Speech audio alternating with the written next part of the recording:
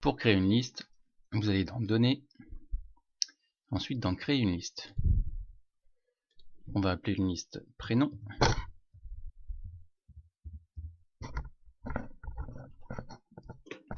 On a donc ici une liste vide. Pour ajouter des choses, on appuie sur le petit plus, là, vous avez une case qui s'affiche et on peut taper à la main.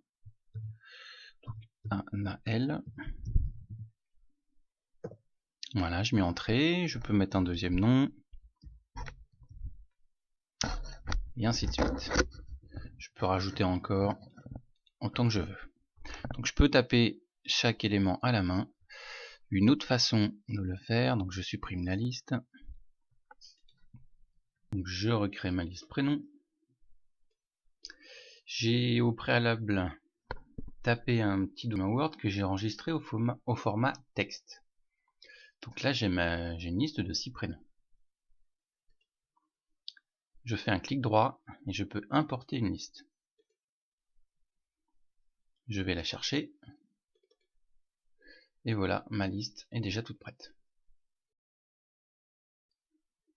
Maintenant, vous avez plusieurs blocs qui sont disponibles juste pour tester ce bloc là, pour savoir si la liste contient un mot. C'est un petit script qui va tester si la liste qui s'appelle prénom contient le mot, par exemple, Mélissa.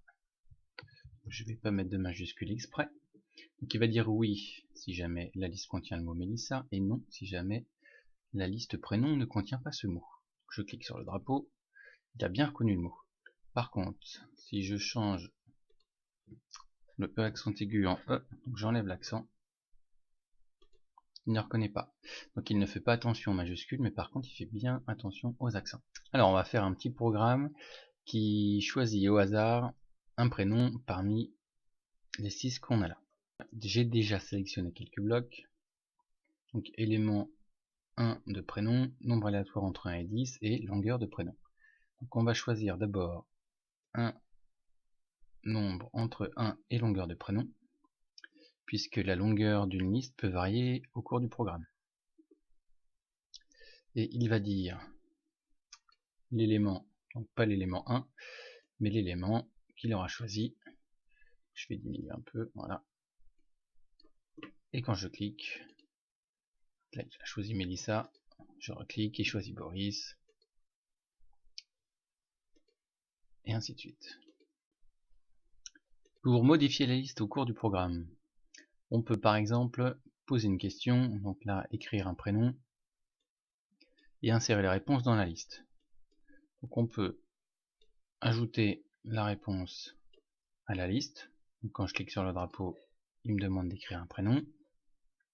Je vais mettre Brian.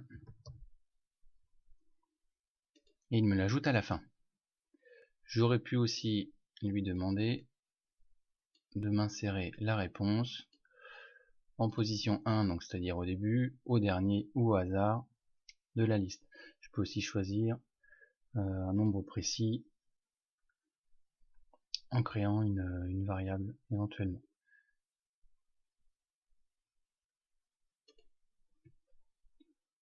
Je vais mettre Sophie, et là il va me la mettre en position 1.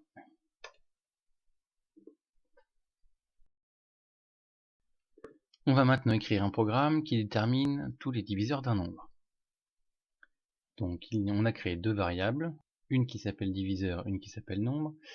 On a créé une liste nommée réponse dans laquelle vont se trouver tous les diviseurs du nombre qu'on aura choisi. Dans le script, quand on clique sur le drapeau, tous les éléments de la liste sont supprimés. Ça permet de ne pas garder en mémoire la réponse précédente. On initialise les variables, on demande quel nombre et on met la réponse dans la variable nombre. Et on répète jusqu'à ce que le diviseur soit égal au nombre, d'ajouter 1 à un diviseur, et si le nombre est divisible par le diviseur, alors on ajoute le diviseur à la liste. Par exemple, pour 4, j'ai les diviseurs 1, 2 et 4. Pour 18, il me donne bien tous les diviseurs.